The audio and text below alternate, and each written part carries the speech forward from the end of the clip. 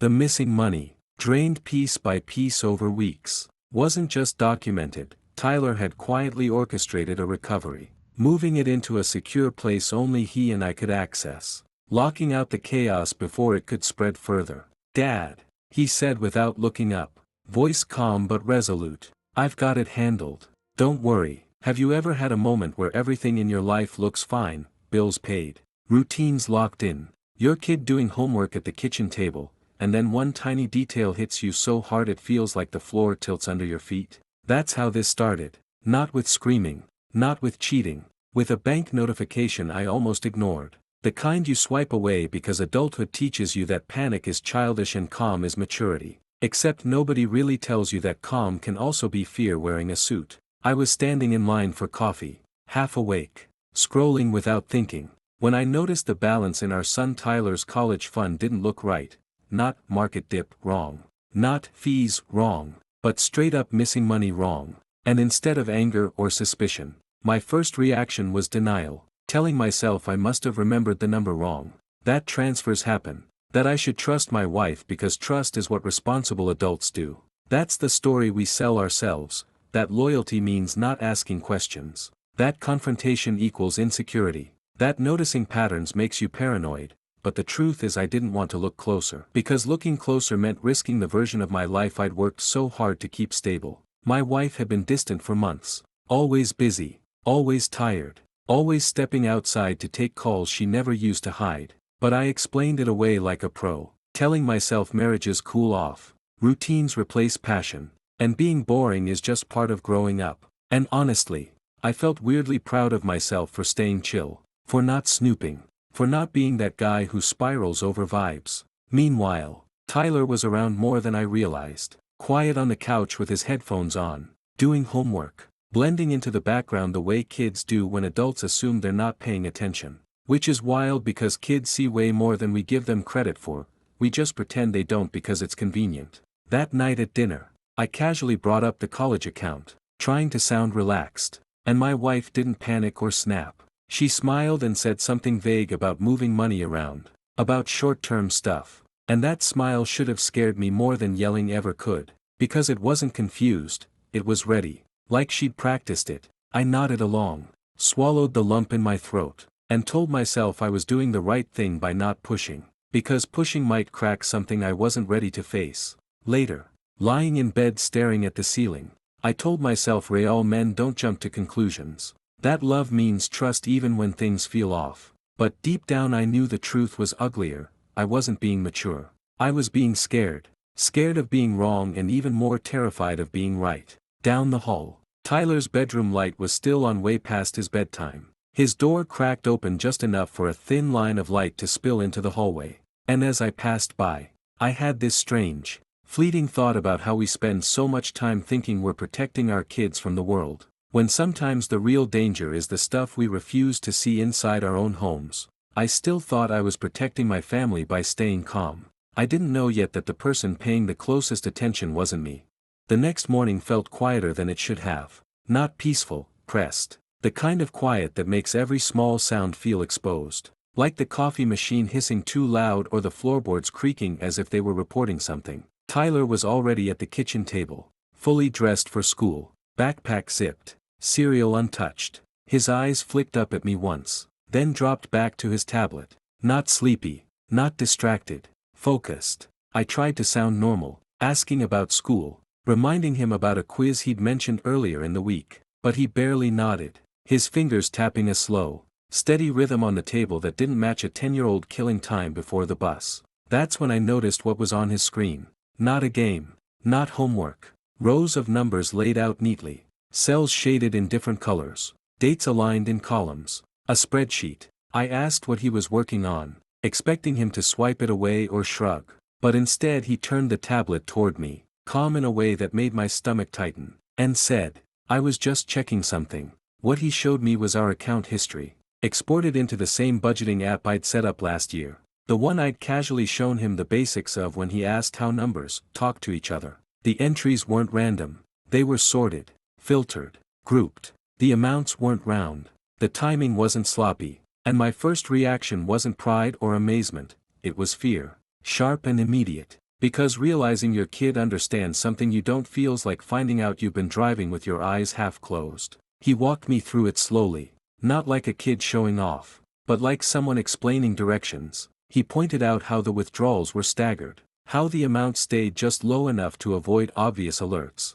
how they lined up with late-night windows and paydays. He said he'd noticed the pattern weeks ago, and when I asked how long he'd been looking at it, he shrugged and said, "A while."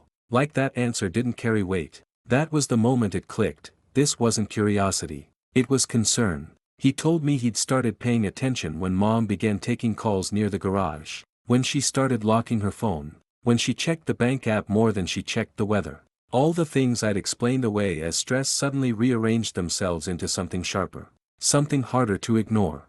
I wanted to tell him to stop, to remind him he was a kid, that this wasn't his job. But the words didn't come because I didn't know what my job was anymore. He pulled up another sheet, one tracking balances over time, showing how tiny discrepancies stacked quietly into something much bigger than I wanted to name. I asked why he hadn't told me sooner. He looked at me then, not smug, not scared, just steady, and said, "I wasn't sure you were ready to see it." As the clock crept toward the bus schedule and Tyler closed his tablet like this was just another finished task, I realized the scariest part wasn't what my wife might be doing, it was that my 10-year-old had been watching everything while I'd been busy convincing myself that calm meant control. The next few days passed in a muted haze, like I was moving through my life with the volume turned down, everything technically normal but emotionally off. The way it feels when you're driving a familiar road with your eyes half closed. Morning still started with coffee and toast. Tyler still packed his school bag at the counter. My wife still moved through the house like nothing had changed, but once you notice a crack, you can't stop seeing how far it runs. Suddenly all the little things I'd brushed off started lining up in my head whether I wanted them to or not, the late nights, the sudden interest in reorganizing finances, the way she angled her phone just enough to feel intentional. I kept telling myself I was overthinking it, that this was what anxiety looked like when you fed it too much caffeine and not enough sleep. But denial has a way of pretending its logic, and I was very good at pretending. What I wasn't prepared for was Tyler quietly inserting himself into the space I'd been avoiding, not with questions or accusations, but with information. One afternoon after school, he slid into the chair beside me, opened my laptop like it was the most natural thing in the world, and asked if he could show me something he'd been messing around with. I almost said no out of habit. That reflex adults have to keep kids out of grown-up problems. But something in his tone stopped me, not urgent, not scared, just steady. He pulled up a spreadsheet, nothing fancy, just rows and columns, the same budgeting app I'd set up last year when he got curious about how money worked, and started clicking through tabs with a focus that made my stomach tighten. He'd been tracking the college account balance over time, nothing obsessive, just notes he'd taken after overhearing conversations or seeing statements left open on the kitchen counter. And there it was. Laid out clean and unemotional, small withdrawals that didn't look alarming on their own, spread out just enough to feel harmless, but stacked together they told a story I didn't want to finish reading. He showed me dates and amounts that weren't round or obvious, transfers that slipped through because they didn't trigger alarms, and I felt this slow, creeping realization settle in. This hadn't been a single bad decision or a misunderstanding, it was a pattern. Tyler didn't say, "Mom did this," didn't accuse or dramatize it. He just pointed at the screen and waited, giving me space to catch up emotionally to what he'd already processed logically. That might have been the hardest part, realizing my 10-year-old had been sitting with this knowledge while I was congratulating myself on staying calm. I remember asking him how long he'd been watching, and he shrugged in that kid way that pretends indifference but really means everything, saying he'd noticed things felt off a while ago and wanted to understand before saying anything because he didn't want to be wrong. That hit me harder than the numbers ever could, the idea that while I was avoiding discomfort, my son was learning caution, patience, and silence for all the wrong reasons. I wanted to shut the laptop, to tell him this was adult stuff and I'd handle it, but the truth was already sitting between us, undeniable and neatly organized. As I stared at those quiet rows of data, I realized this wasn't just about missing money anymore, it was about the fact that the patterns were real. And the only thing more dangerous than seeing them was pretending I still didn't. I didn't know it yet. But Tyler wasn't done observing, and the next move would hit harder than anything I'd imagined. The morning sunlight spilled across the kitchen counter, warm and ordinary, Completely at odds with the storm I felt inside, Tyler was already there, headphones on, laptop open, half-empty cereal bowl beside him, looking like any other 10-year-old doing homework. Yet the quiet precision in the way he moved, the way his fingers hovered over the keyboard, told me this was no ordinary morning. I poured my coffee, trying to act casual, pretending the tension coiling in my chest wasn't there. But every glance at him reminded me that my calm was fragile. He had been keeping notes, screenshots, timestamps, account histories exported into spreadsheets that should have been over his head. Yet there he was, piecing together patterns in our finances in a way that was both awe-inspiring and terrifying. He didn't say a word about Mom, didn't accuse or dramatize. He just organized facts, showing what most adults, myself included, had missed in a sea of numbers. I leaned against the counter, trying to breathe, trying to process the quiet genius of my son. How had I not noticed this before? How had I assumed my adult logic was enough while he quietly compiled a case behind the scenes? He pulled up another sheet, showing balances over time, highlighting discrepancies in color-coded fashion. "Look," he said softly, almost reading my thoughts. "These add up differently than what Mom told you." The words weren't accusatory, just matter of fact. And that made it worse. I realized Tyler wasn't just clever. He was meticulous, patient, methodical. Every screenshot, note, and observation had been curated over months. I sipped my coffee, heart racing, watching his small hands navigate spreadsheets and screenshots with surgical precision, feeling fear, admiration, and awe twisting in my chest all at once. How had he noticed all this? How had I missed it? And while I'd been trying to hold myself together, acting like the adult who protects the family, Tyler had quietly built the evidence. The missing money wasn't just numbers anymore. It was a story, a trail of decisions, and at the center of it all, a 10-year-old unraveling it without anger or judgment, only observation. Tyler looked up from the screen, calm, and smiled faintly, not proud, not smug, just calm. "I'll handle this, Dad," he said quietly, and somehow that small, quiet confidence hit me harder than any confrontation ever could. I didn't know it yet, but Tyler wasn't done observing, and the next move would hit harder than anything I could have imagined. The next morning, the quiet felt heavier than usual, as if the house itself was holding its breath. I wandered into the kitchen, still half asleep, and found Tyler at the table, laptop open, notes scattered around him like a miniature command center. He didn't even glance up. He was too focused, absorbed in a world I couldn't yet see. I poured coffee and sank against the counter, heart racing, trying to process the scene. Rows of numbers blinked in red, green, yellow, Tyler's code of patterns. I sank into a chair, trying to catch my breath. As I watched him click, scroll, annotate, I realized he had already begun connecting dots I didn't even know existed. He had been using the same budgeting app I'd set up months ago, the one he'd tinkered with for fun, but now it had transformed into a detective's toolkit. I'd shown him the basics of spreadsheets last year, simple formulas, nothing impressive, but somehow, he amplified those lessons into an almost frightening understanding. Every tiny discrepancy was highlighted, every transfer traced, every odd behavior logged and correlated. "Dad," he said softly, voice calm, precise, "look at the patterns.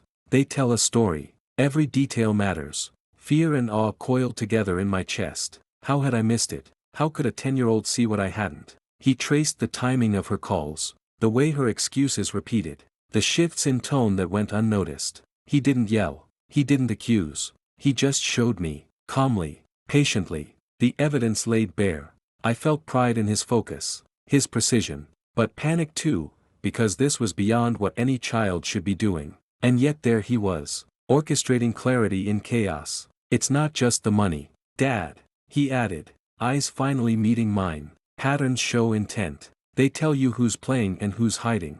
I swallowed hard. My attempts to stay composed, to act the adult, suddenly felt inadequate. Tyler had been ready for months, quietly gathering, observing, learning, and now he was revealing the scope of betrayal I hadn't even suspected. "I'm not done yet, Dad," he whispered, almost to himself. "There's more to see. You'll understand soon." I didn't know it then, but Tyler wasn't merely observing anymore. He was preparing, calculating, acting in silence. By the time I caught up, the rules of the game had already shifted. My 10-year-old son, the quiet one sitting in the morning light, had stepped into a role I didn't even know existed, and the weight of that realization pressed on me as spreadsheets, notes, and charts filled the kitchen table, a silent storm gathering before the real reckoning began. That evening, the house felt quieter than usual, but the silence wasn't comforting, it was tense, like the air before a storm breaks. I sat on the couch, laptop open, staring at numbers that refused to make sense. Tyler worked beside me with the precision of someone twice his age. He didn't rush, didn't panic, he just moved through spreadsheets, screenshots, and notes as if assembling a puzzle only he could see. Every so often, he'd glance up at me, calm eyes meeting mine, a flicker of reassurance that I needed more than I knew. "Dad," he said softly, "we just have to be patient. Watch the patterns. Every detail matters." I wanted to ask how he knew so much, how he could see the trails I'd completely missed, but the words got stuck in my throat because the truth was clear. Tyler had been watching, learning, documenting, quietly becoming the strategist of this mess while I was still trying to process panic. He had been using the same budgeting app I'd set up months ago, but what he did with it went beyond anything I'd imagined, tracking transfers, color-coding discrepancies, timestamping every unusual move. How could a 10-year-old see what I hadn't? I sipped my coffee, heart hammering, awe and fear coiled together as he explained, calmly, how the missing money had been drained, piece by piece, methodically, over weeks. "It's not a mistake, Dad," he said, "it's a pattern. And patterns tell stories." Was this just observation, or something bigger? I swallowed hard, realizing that while I'd been trying to act mature, to keep my cool and believe in normalcy, Tyler had quietly been learning the mechanics of betrayal, the rhythm of deception, the logic of someone who wanted to hide the truth. Every move he made on the laptop, every small adjustment, every annotation felt like a rehearsal for something bigger, something I didn't yet understand. As he leaned back for a moment, glancing at the glowing screen with that calm, unreadable expression, I understood that the next chapter wasn't about me catching up, it was about him taking the lead.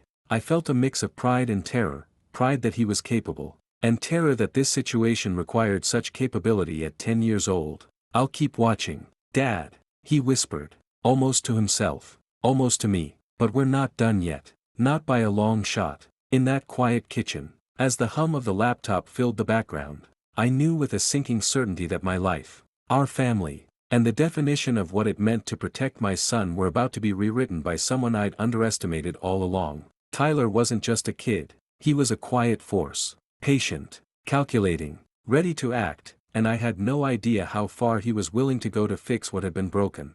By the time I realized how serious this was, Tyler had already mapped everything quietly. He didn't yell, he didn't accuse, he just pulled up spreadsheets, highlighted transfers, and added tiny notes I barely understood. I sank into the chair beside him, trying to catch my breath. Each click of his mouse was deliberate, precise, like he was navigating a battlefield I couldn't even see. Spreadsheets, highlighted notes, color-coded columns, tiny arrows connected numbers across rows. It was cinematic. Rows of data blinked in red, green, and yellow, forming a map of patterns only he could read. I watched, heart hammering, as he connected dots I hadn't even noticed. How does a 10-year-old see all this?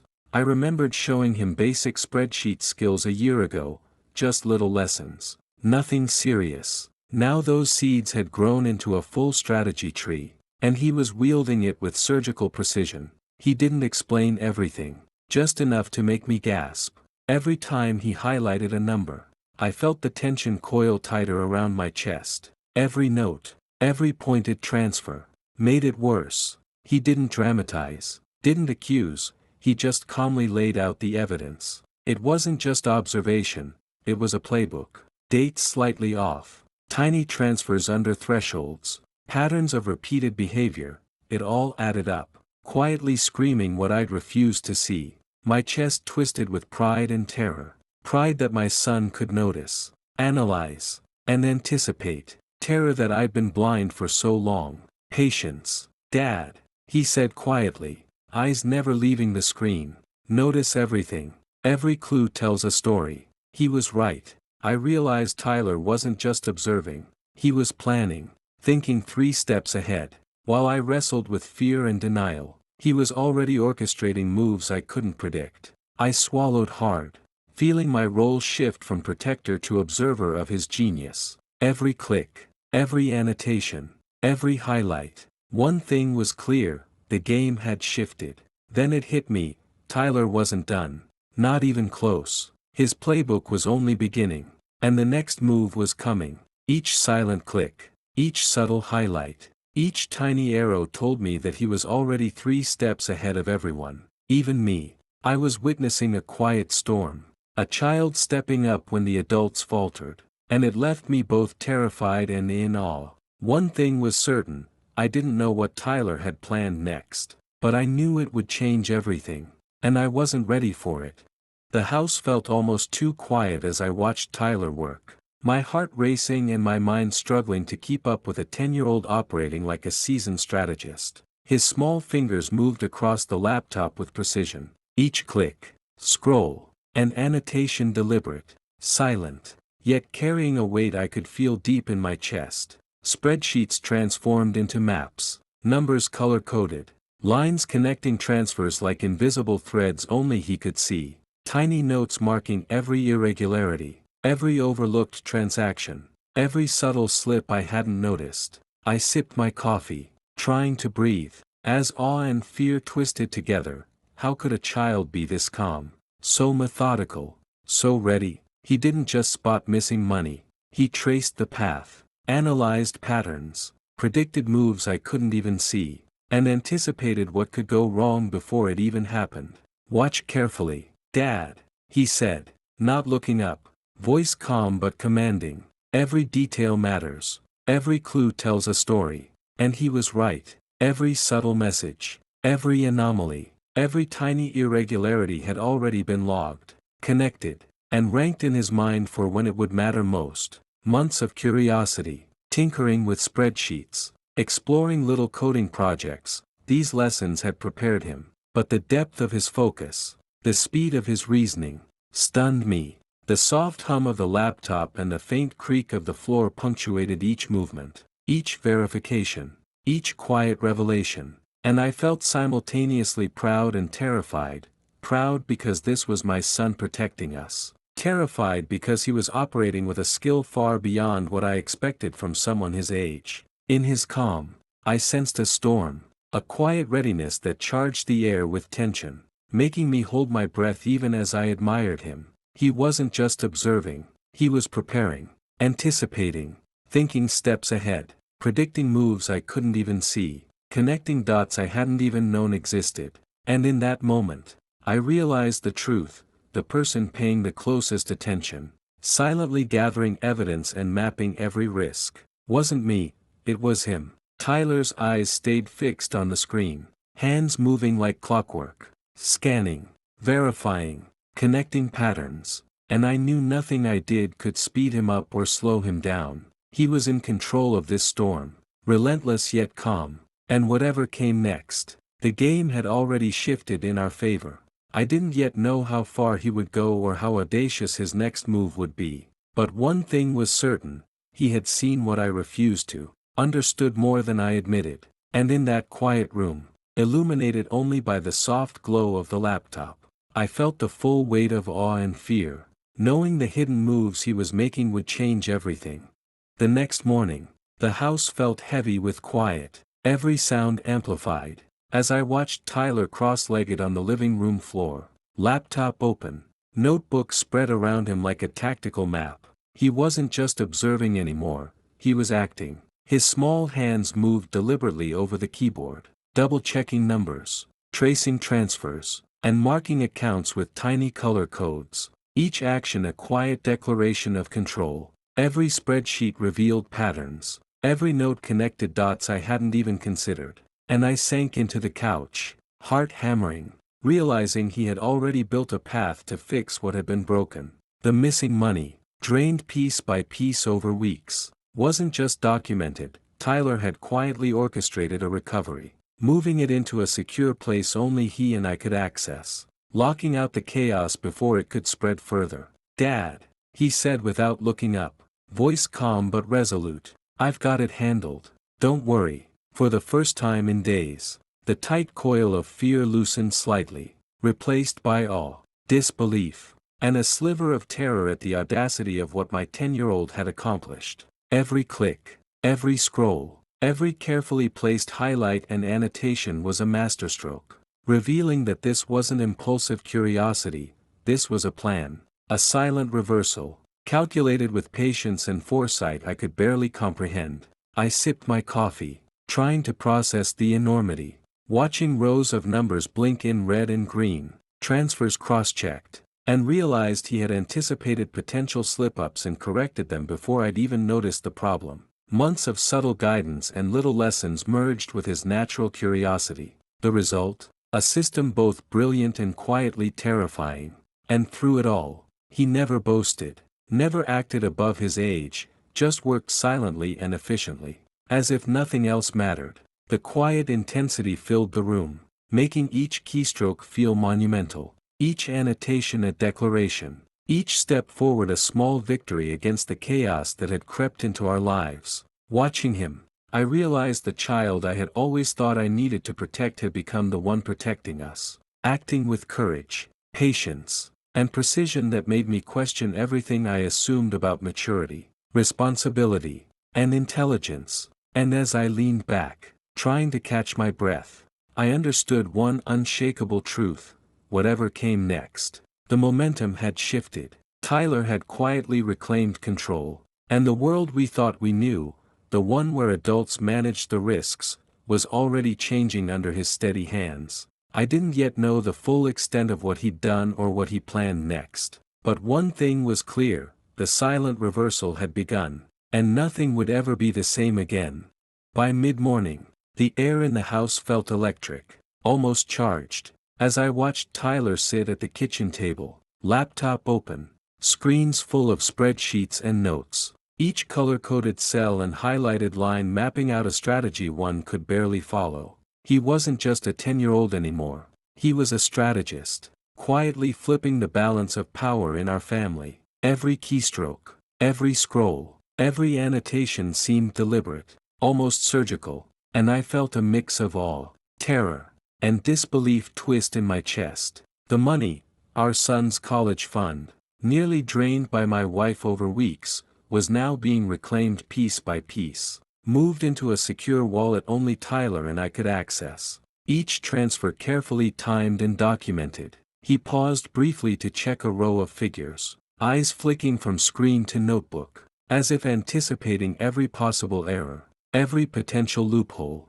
correcting them before they could ever become problems. "Dad," he said quietly, not looking up, "we're almost there. Just a few more steps." His voice was calm, almost eerie in its confidence, but there was no arrogance, just relentless focus. I sipped my coffee, trying to steady my racing heart, realizing that this was more than just reclaiming stolen money.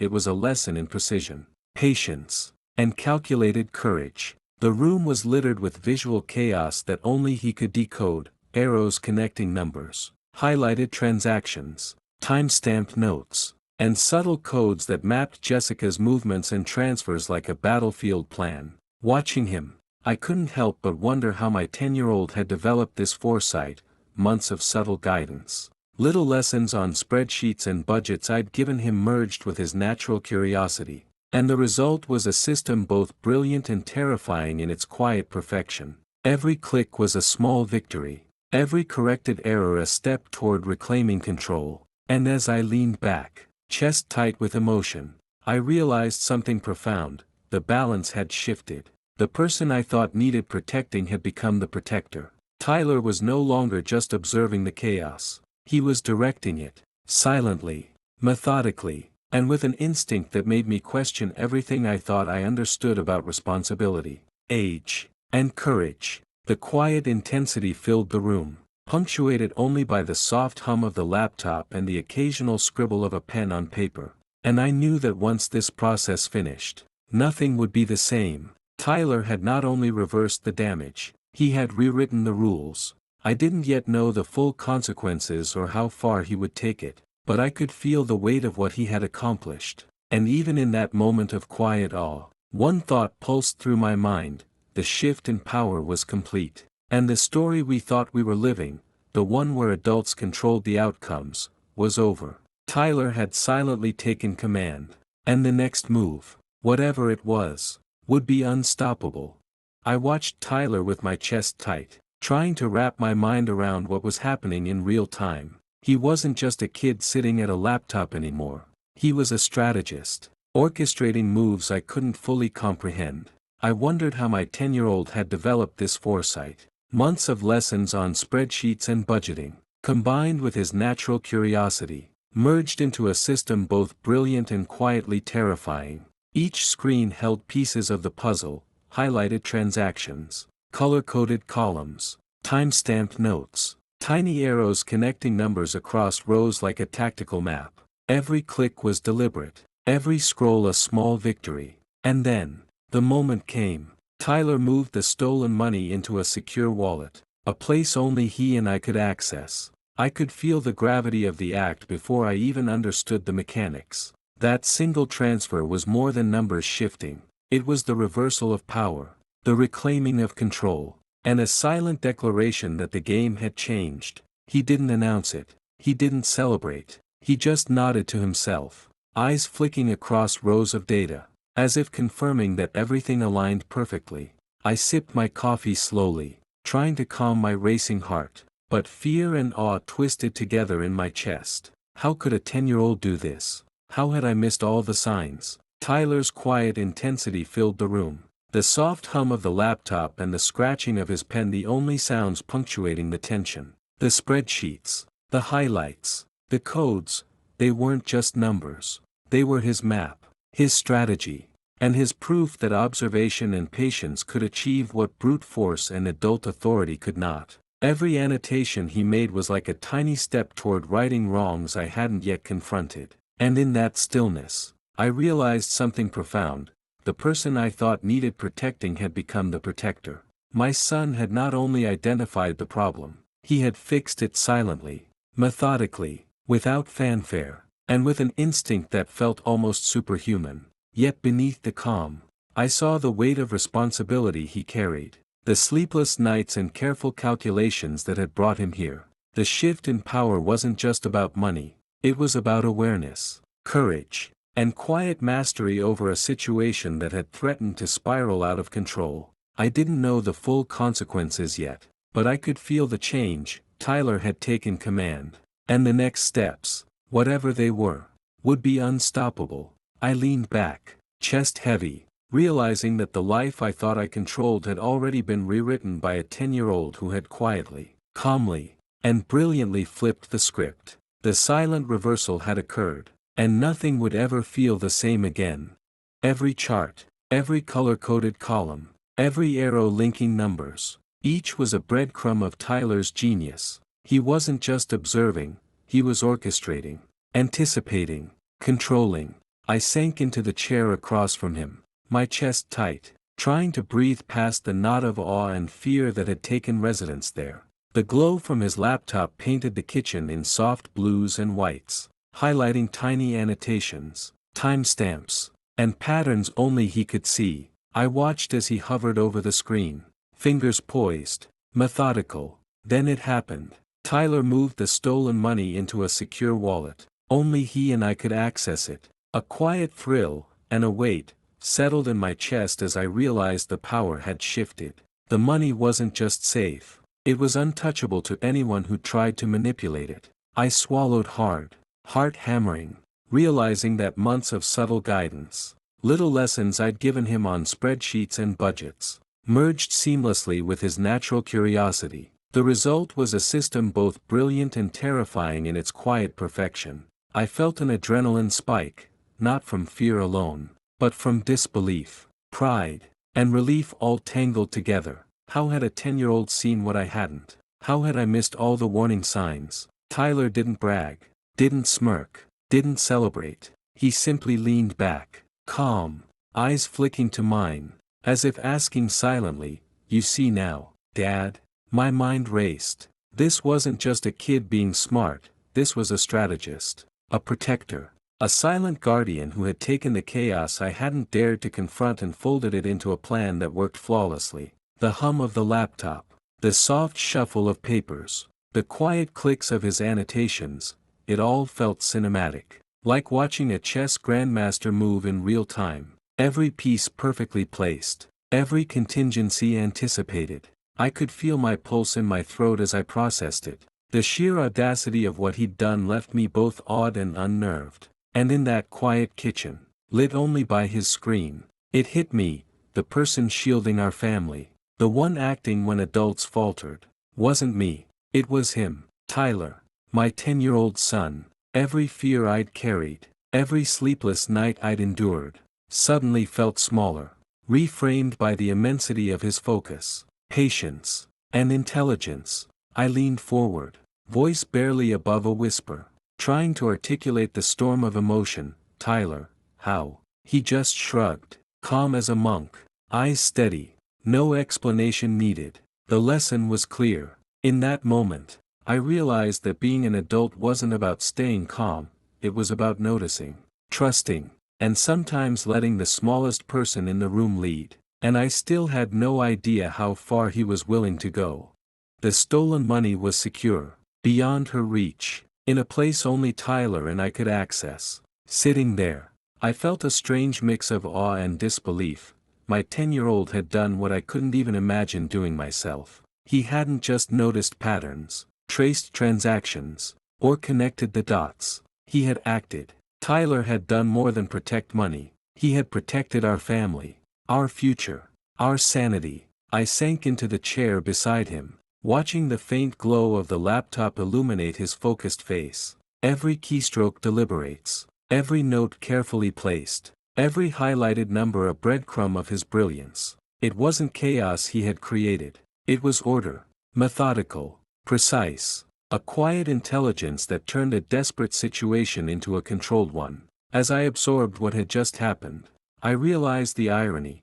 The person I had underestimated the most, my 10-year-old, was now the one steering the ship, keeping us afloat while my wife remained blind to the reversal. Notifications pinged quietly in the background, but none belonged to her. She had no idea, no warning, no chance to interfere. Tyler's small hands hovered over the keyboard for a brief moment before he leaned back, exhaling softly, like he'd just completed a mission that should have been impossible for anyone, let alone a child. I wanted to speak, to ask him how, why, but the words caught in my throat. Every chart, every color-coded column, every arrow linking numbers, each was a breadcrumb of his genius. He wasn't just observing, he was orchestrating, anticipating, controlling.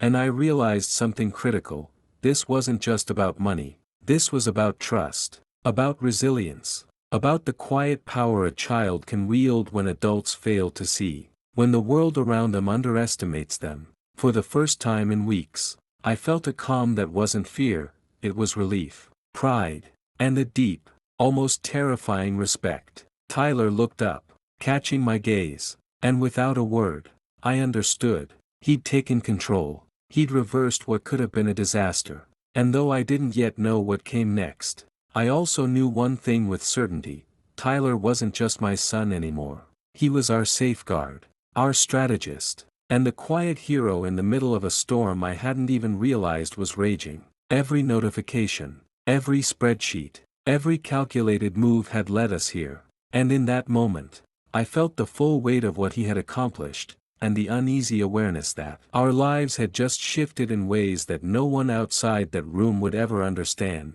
The morning after Tyler secured the money felt unreal. Jessica woke expecting control, expecting her plan to unfold, but the house was quiet in a way that didn't fit her expectations. She checked her phone, then the bank app, and froze. Her access was gone. Panic flashed across her face, raw and sudden.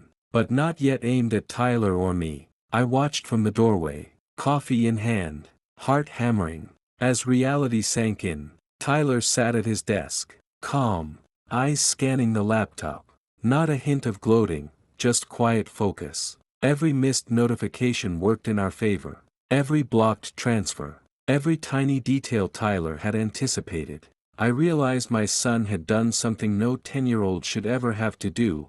He had become the protector, the strategist, the one holding the family together while the adult floundered. Jessica's boyfriend called, panicked, demanding answers she didn't have. She stuttered, realizing her carefully built fantasy was crumbling. Every excuse, lie, and rationalization mattered none. The stolen money wasn't just safe, it was untouchable. A fortress built quietly by a child who had observed, learned, and acted while the adults around him missed the obvious.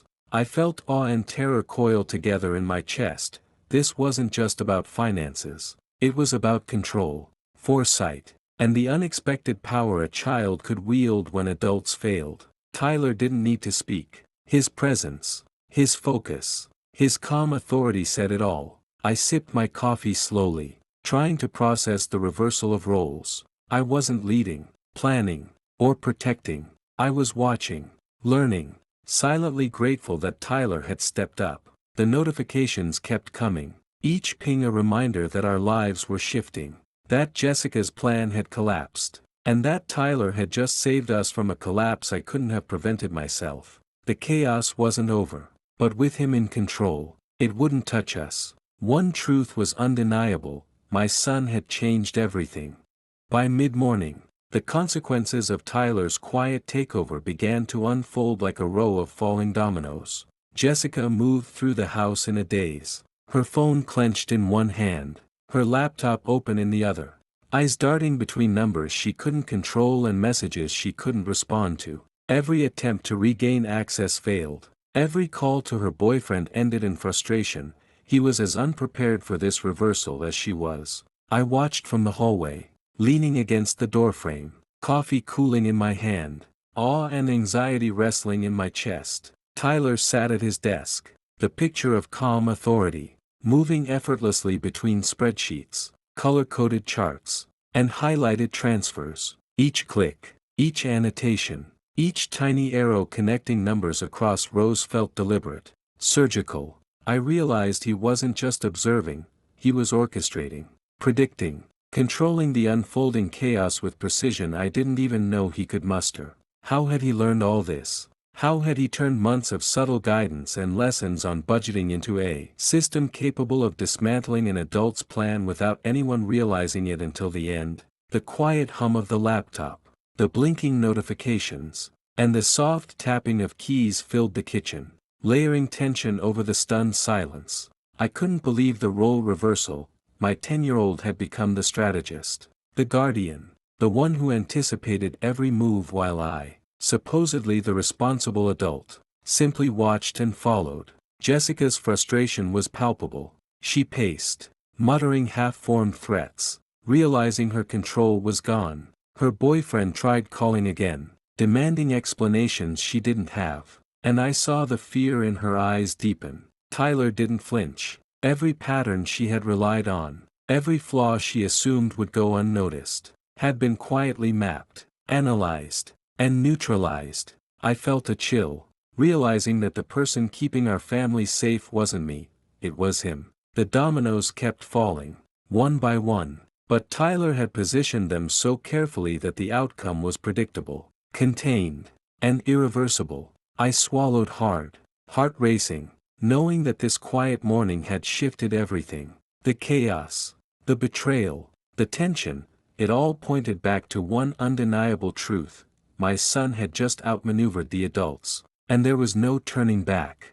The morning unfolded like a carefully plotted game, and Tyler was already several steps ahead. Jessica's panic was obvious, gripping her phone, pacing, muttering half-formed plans that dissolved before they could take effect, while Tyler remained calm, eyes scanning each spreadsheet, each alert, predicting moves I couldn't even see. Every attempt she made to regain control failed. Every blocked transfer, every missed notification, every trapped loophole stacked into something bigger. Tyler hadn't just reclaimed money, he had reclaimed control, security, and order in a house that had been unraveling.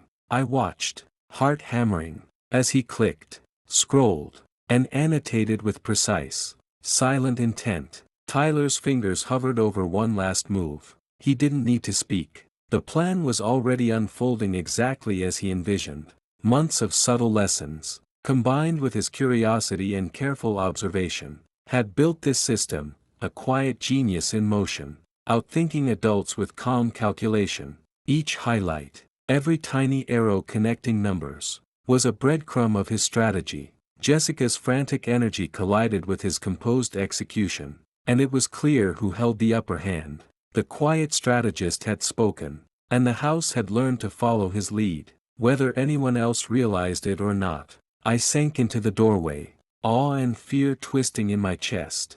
This wasn't just about money, it was about a 10-year-old protecting a family in a way I never could. And even as the tension hung thick in the room, one thing was undeniable: Tyler's calm, methodical intelligence had shifted the balance entirely, and there was no turning back.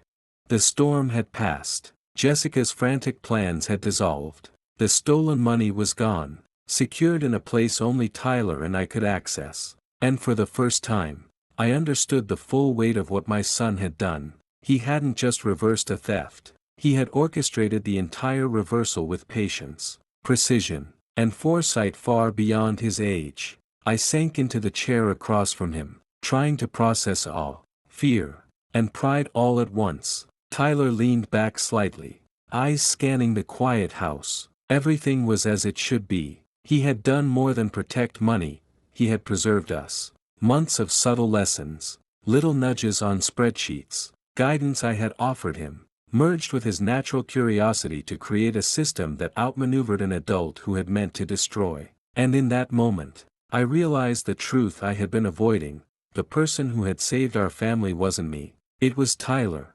Calm, deliberate, unshakable, he was the quiet strategist in a world that had threatened to spiral out of control. The legal aftermath was almost routine because Tyler's evidence left no room for doubt. Divorce papers were signed, custody agreements finalized, and assets secured. But the real victory wasn't legal, it was emotional. Tyler had protected not just our finances, but our trust, our safety, and the fragile sense of normalcy in a life that had teetered on the edge. Months later, Jessica returned. She claimed she had changed. She sought visitation. She tried to reopen doors she had slammed shut herself. I watched from a distance, unsure of what to say. Tyler's eyes met mine briefly, calm and steady, and then looked back at her. "I'm not ready to forgive yet," he said. No drama, no screaming, just quiet resolve carrying the weight of everything we had endured. That one line ended the story in a way words alone could never capture: a 10-year-old asserting boundaries, protecting what mattered, and teaching the adults around him to see clearly. As we walked home together, side by side, I finally understood the depth of what had happened. Betrayal had struck us at the core, but it had revealed something extraordinary: the courage of a child who had grown up too fast, the quiet strength of a parent willing to learn, and the bond between us that no one could break. We had lost innocence, yes, but gained clarity, resilience, and a renewed understanding of trust. Even as the city outside carried on, oblivious to the quiet war that had raged within our walls, I knew one thing with certainty: Tyler's calm, foresight, and courage had changed everything, and nothing would ever be the same.